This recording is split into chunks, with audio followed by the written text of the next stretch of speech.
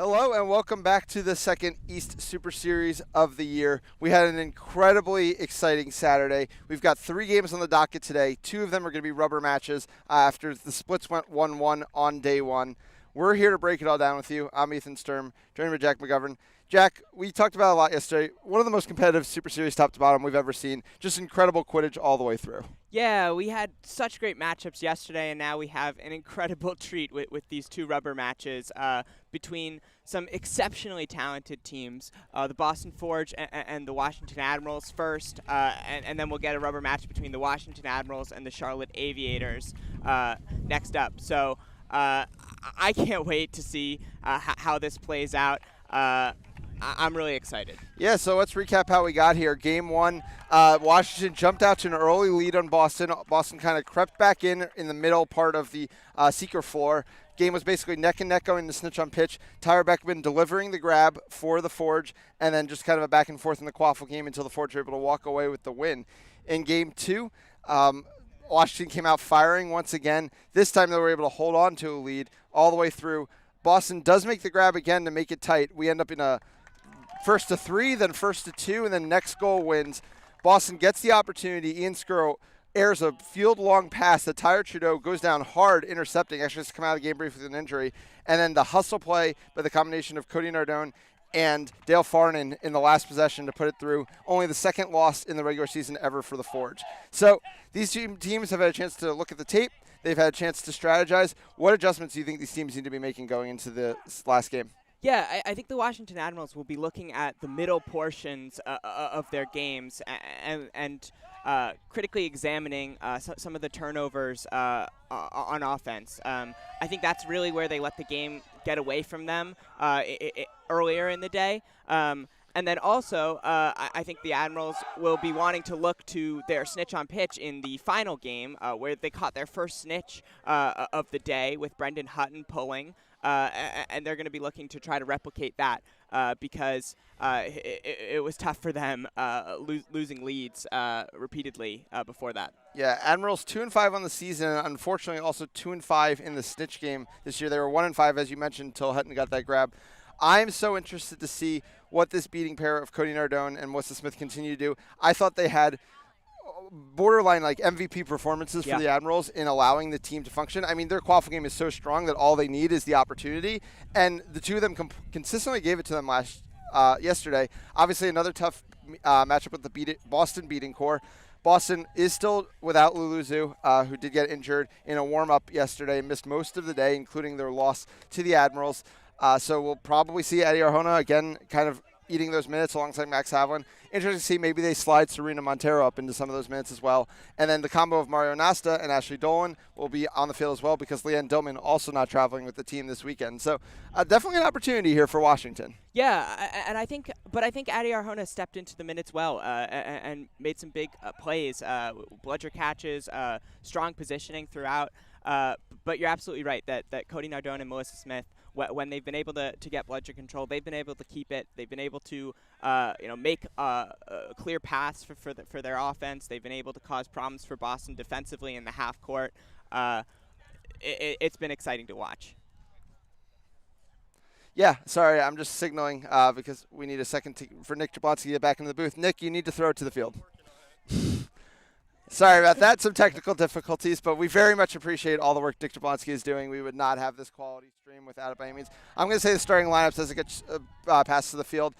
Starters for Boston, Ian Skura back in the beating role. He'll just be running rooms up along with Ashley Dolan. Then Ryan Fenning, Teddy Costa, and Grace Dastu. The Chasers, Jake Archibald the keeper. Against Katrina Hicks, Bernie Burgess, Julia Bear, Tyler Trudeau, Dale Farnan, and running for the ball, John Sheridan. But the quaffle is going to end up in the hands of nobody so far. No, it is going to be Jake Archibald.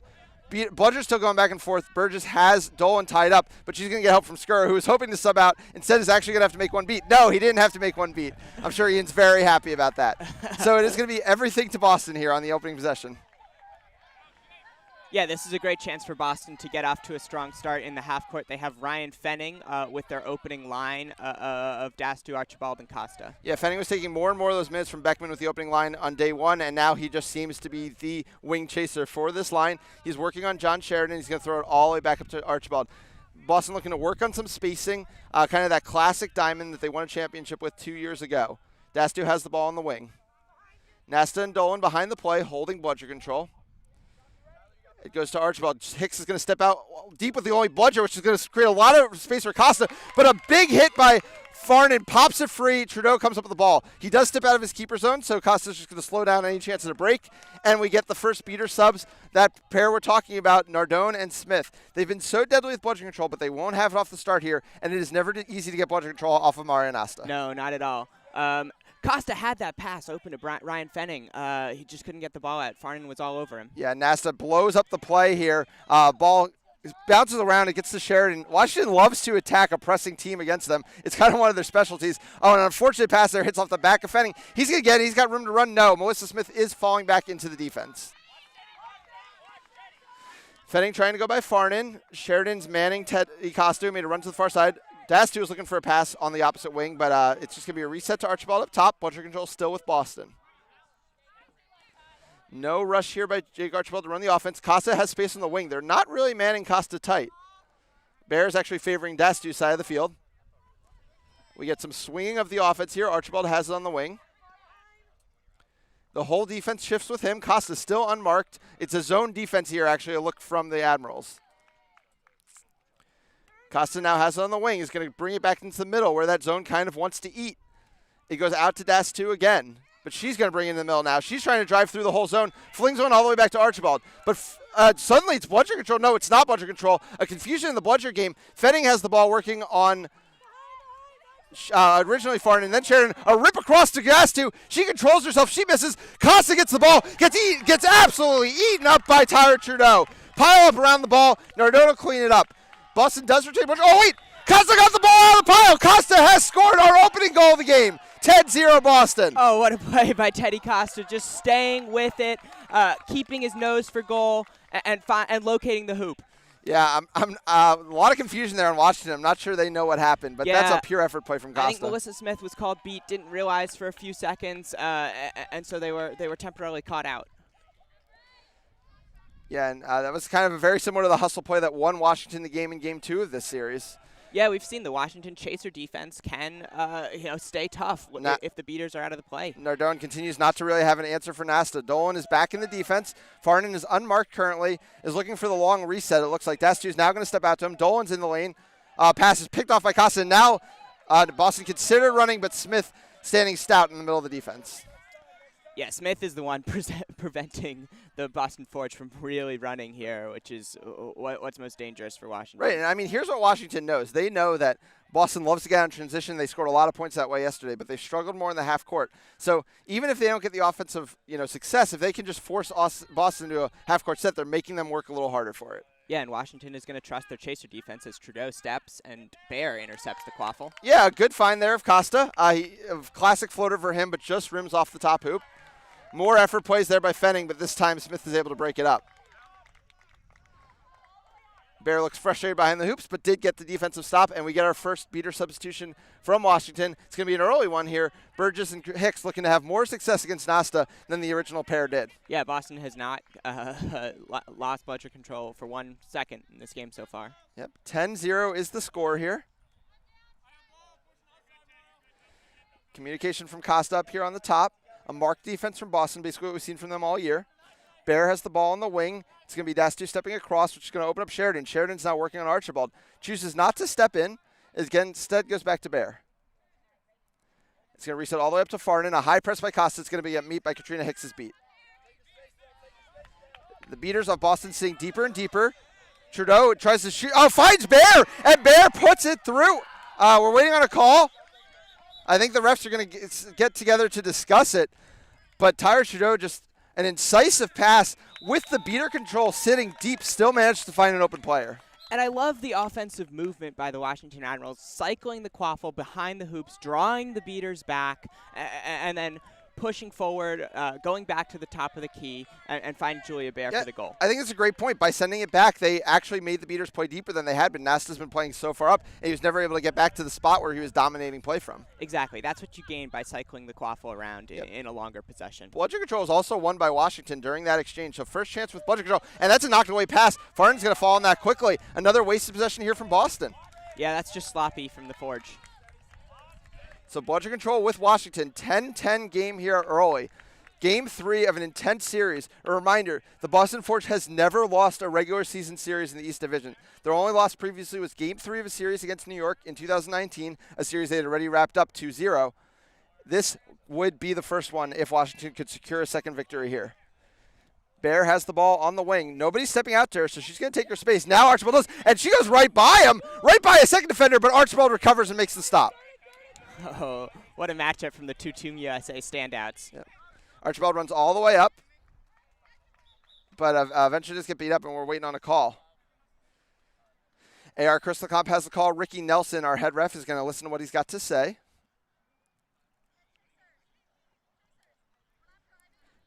Bludger Control is still sticking around.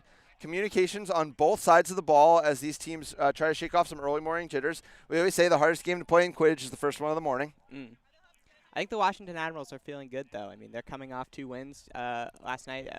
They look ready early on. Yeah, I mean, you know, when we talked to coaches Tyler Trudeau and Julia Bear midweek, they were talking about kind of the cultural changes that the team's been trying to institute. Admirals have, you know, kind of had a reputation in MLQ, and they've kind of always come up short, even with some exciting rosters. Yeah. And they really want to create a competitive culture for this team, as it looks like Julia Bear is going to be picking up a blue card here. But yeah, trying to improve, make a real competitive culture. They're talking about, you know, practices where everything is very, you know, by the books and you show up on time. And I mean, 0-5 was such a tough start, but I think it's a culture like that kind of helps you get through it and then really be able to celebrate the big wins when they come. Yeah, it's the culture that gives you the belief when things start going right that the wins are going to keep coming. Yep. So Bear will be in the box for a minute.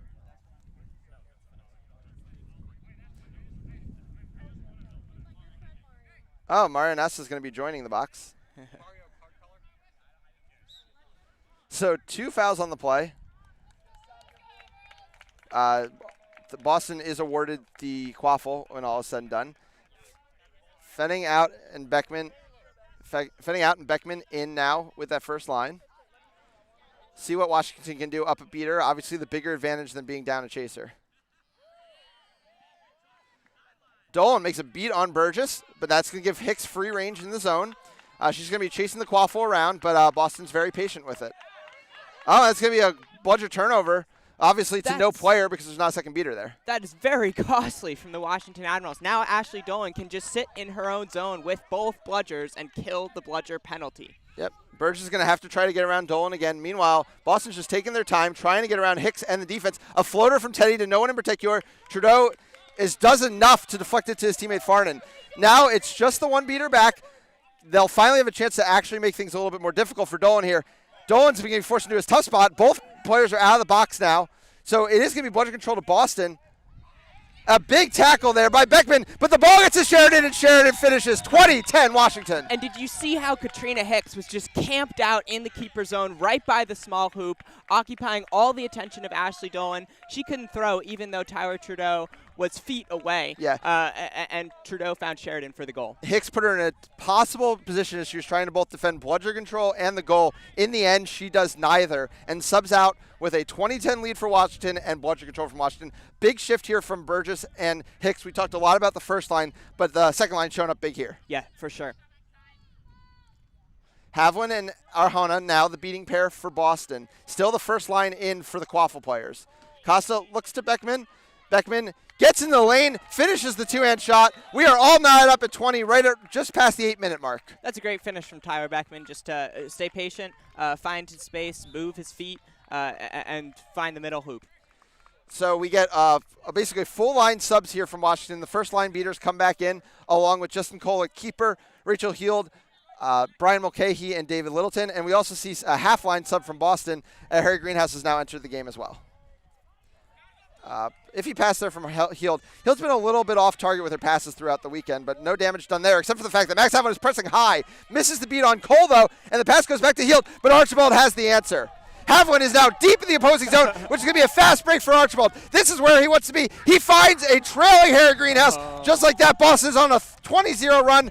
Archibald will sub out with the lead, 30-20. And that's more like it from the Boston Forge. Archibald running with Greenhouse behind Havlin. Love to see it from the Boston franchise. Yeah, and that's the kind of play that, while Nasta's going to give you obviously very solid minutes, keep ball control, dominate beaters in 1-on-1 matchups, that's the kind of play you're only going to get from Max Havlin, absolutely dominating the fast break. Yeah, he's just so offensive-minded. He has just this nose for knowing the situations and creating opportunities for his offense. Heald had the ball briefly. It's another press opportunity here for Havlin. Everything's a press opportunity for Havlin. He doesn't end up beating Cole out of the play, so Cole's going to be able to get the reset from Heald. Just trying to buy time as Melissa Smith comes back in after being tap beat out by Havlin. Littleton now has on the far side. Bertram is subbed in. A beat on Nardurden. It's going to allow another press step, but Havlin misses the beat. Arjona makes the beat late, but the pass comes over to Cole. Cole cannot finish. Mulcahy will be first to the ball. Marked tight by Greenhouse. It was a brief back contact. He's going to go back to pitch, but now Havlin has another beat. Finn Margargan recovers the quaffle. Havlin's not going to miss beats on two quaffle players in one possession. He was out of the play for a moment, but just as soon as he could regather control, he beats out the quaffle carrier. Yeah, this is a gut check here from Washington. This is where they've lost some games, right around this point in the game. And Havlin is blowing up the zone. Skura has the ball behind. Skura patiently waits, but he can't put it through the middle hoop. Greenhouse is there to recover without using a reset. And Washington is in danger of this becoming Boston just shooting endlessly here. But here's the thing, in their zone, they don't mind those shots. That's true. They have to see how they can move this zone a little bit more than they have. Skura's in the lane. He fires it. Unfortunately, he's got the shortest target on the team in Greenhouse. Yeah. I mean, you did see a player step out from the hoops there. So we'll see how tough this zone can hang with Boston. Yeah, I mean, we saw the idea on that first time through that possession. You want to get it back behind. That's where the zone has to make difficult decisions. Skura ended up taking a shot. I don't think it was that bad of a shot. I honestly think the middle hoop was pretty open. He just missed a little high. The second look felt a little bit more forced. They were running a little bit more compactness, which you don't really want to do against the zone. Right, but I'd like to see them get the ball in the hands of Skura again behind the hoops for him to take some more time back there and pick out a passing option. Heald has the ball. Ball control still with Havlin and Arjona. They haven't lost it since they got it. Smith is beat out. Havlin is looking to press on a beater. Arjona, though, doesn't have the ball, but Greenhouse is now looking to run. He's going to have to get by Mulcahy, though, but he does have an option in McGargan. McGargan now has the ball, wrapped up by Cole, but slips through. McGargan's looking to go, but Mulcahy answers. Mulcahy, a big tackle. Now it's Degenerate. It's an advantage call, though, in Boston's favor, and I think the card's going to come now. Yeah, I think that was possibly a high tackle on the Washington Admirals. Yeah, it looks like Justin Cole is going to get the yellow card as he transfers the green headband to Rachel Heald.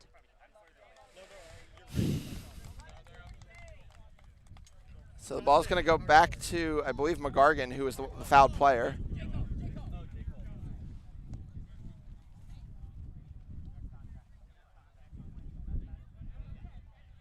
McGargan has the choice of the ball where he stands or the ball anywhere along the keeper zone. He's got a pretty clear shot from where he stands, so that's what he's going to take. Puts it through. A 30-0 run for Boston now on the back of some strong beating from Havlin and Arjona. It is now 40-20. Yeah, I mean, they flipped the game on its head, just opening up opportunities for the Boston offense. So what response does Washington have? They haven't scored a point in a very long time at this point, even though they've had some opportunities. And Nardone and Smith have not been able to wrestle ball control away from either of the top two Boston lines. A big beat there by Havlin on Nardone. Another high press is coming, and it's a pass to nobody in particular. Smith is going to be beat out too. She's going to be able to send one back towards Nardone. It's not going to be ball control, but at least they have one in transition. No, they don't have one in transition, but a big stop by Heald there. It's a race for the quaffle, and TJ Jenner is going to stop it.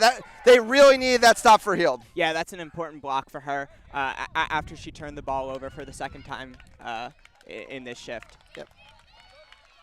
Yeah, McGargan arguably could have taken all the way to the hoops there. Probably didn't have a good idea where the beaters were. The beaters were all lost. The big thing, though, for Washington, though, is they do get bludger control out of that scramble as Boston tried to push high for the fast break. And now we get Burgess and Kickson, who I honestly think have been the stronger pair in this game. Yeah, definitely. They've shown great field awareness and been able to camp out in the Boston keeper zone and create some opportunities for the Washington offense. Okay, he working on McGargan. TJ Generate, as we mentioned briefly, is back in the game as well. Generate, the young Maryland product, has the ball in hand. Swings it over to Heald, Team USA and Kansas product. A long pass over to Mulcahy. He was protected by, a beautiful shot. I do not know how Skura didn't get a hand on that, but finally the Admirals are back on the board, and it's from one of their stars, Brian Mulcahy. Yeah, Mulcahy just found the slightest window there to sneak the quaffle through past Skura. Great play by him to stay focused. Yeah, and that was the Admirals running an old Boston concept where a beater is protecting a wing chaser all the way down the zone so nobody could get to him. Yeah. Exchange of beats there. Havlin's going to win bludger control. Much needed there for Boston. Swings over to Skura. Oh, no, but Burgess is taking off Arjona. Havlin now has to make a desperation beat. But Skura makes an important mid-range shot. No, they're calling it not good. Greenhouse has the ball. There are no beaters, so it's going to be a press here from Burgess. Reset's going to need to be used from Boston. It's a smart reset from Harry Greenhouse to Ian Skura. And now they'll get their chasers back into the play as Serena Montero comes in to play with Max Havlin. That's what we talked about. Maybe we'd see more of that. I don't know how much of Kieran Collier we're going to see. I think it's going to be a lot of Havlin and Nasta, but not surprising to see Montero take a shift here.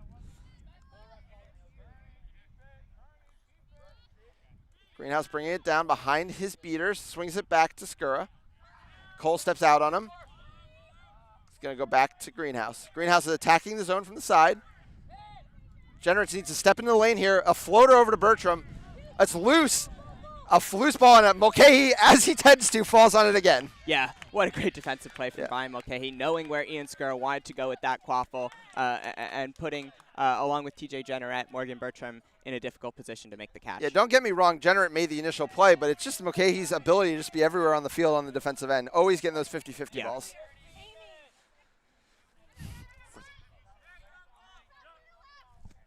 40-30 the score here in favor of Boston. A close one, though. We've seen this play a few times from Admirals. It's the throw across. It's not going to work out this time, though, as Bernie Burgess does get beat by Montero. Generate has the ball on the wing, looking to work on Bertram. Doesn't see... No, I thought he didn't see Montero coming, but what he saw was a shot, and he ripped it, and we are all tied up at 40. And I love it from TJ Generate. That's what we saw in the New York Titans series. The Washington Admirals finding him on the wing, and Generate just going right at the hoops and scoring from short to mid-range. It's been so fun to watch. You know, I played against Tyler Trudeau for a long time, and it was always off-putting that he was a lefty. You have to change your whole defensive mindset. Generate brings that exact same skill, and it allows him to make a move that you're not expecting to from that area. Right. Greenhouse loses the ball, and Sheridan's going to fall on it. Another wasted offensive possession for Boston. Yeah, that's another sloppy mistake by Boston, an unforced error. And there's no bludgers? Generate and Trudeau running together. Generate with the stutter step. Gets by Skura. Gets by Doyle. Generate scores again. Oh, this is what TJ Generate brings to the Washington Admirals. His goal production is huge right now for the second line.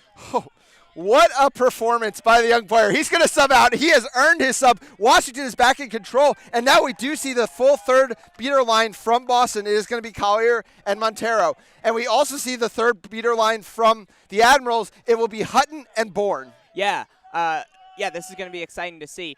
Julia Bear and Rachel Heald in the quaffle game for the Admirals. Archibald back in the game. Hutton immediately misses a beat. It's kind of the style we see from Hutton. It is all or nothing when he's out on the field beating.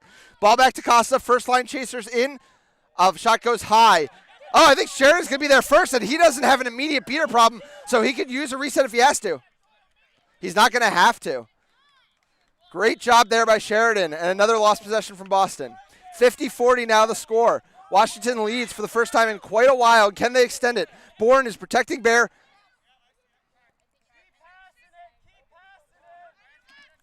No, Collier with the big catch. Throws one in the direction of Trudeau. But no, now Hutton comes out with the ball. So Hutton's now going to try to protect bludger control. And the Admirals wisely take a reset here. Yep, and Collier's just going to throw back. Hutton's going to try to make an athletic play to get bludger control, but Montero shuts him down. No, she's off broom, but it's not going to matter ultimately because Bourne is not in the play yet. I believe Washington did use a reset in all that time. Trudeau waited as long as he could to cross half because he does not have – no, he does have beater support. Oh, because Montero threw back after she came off broom. That's going to be a bludger turnover. Yep. Big there. Oh, no, but it's given away right away as Costa dodges a tap beat from Bourne. Bludger control just going back and forth every second here, it seems. Yep. A swing all the way across to Heald. Heald has space, though Doyle's closing fast. Back to Trudeau. Trudeau now can drive in the lane. As Collier gets beat out, Trudeau's all alone. Oh, Trudeau can't hit the floater over Archibald. Oh, and that's a gimme from Trudeau. He makes that 9 times out of 10. Hutton knows that Collier's coming, or at least his bench does. Oh, a beautiful play by Collier. What a catch by Kieran Collier. This has been a really strong shift from him. Yeah, I mean, Collier, don't get me wrong, is a great beater. Just doesn't get the minutes all the time at Boston, but he is not a significant step down from what they have playing most of the time. Stutter step from Costa, looking to do his best Sheridan impression, but ends up just slamming it off the middle hoop. Yeah, the shot has not been falling for Costa. That's the, you know, there's been a couple that he's missed now. We are just short of 19 minutes here, and Washington has the 10-point lead. But a couple important things to note here. Boston has bludger control, and they have the much better snitch reputation so far in the season. I believe in 7 games they are 5-1-1, and Washington is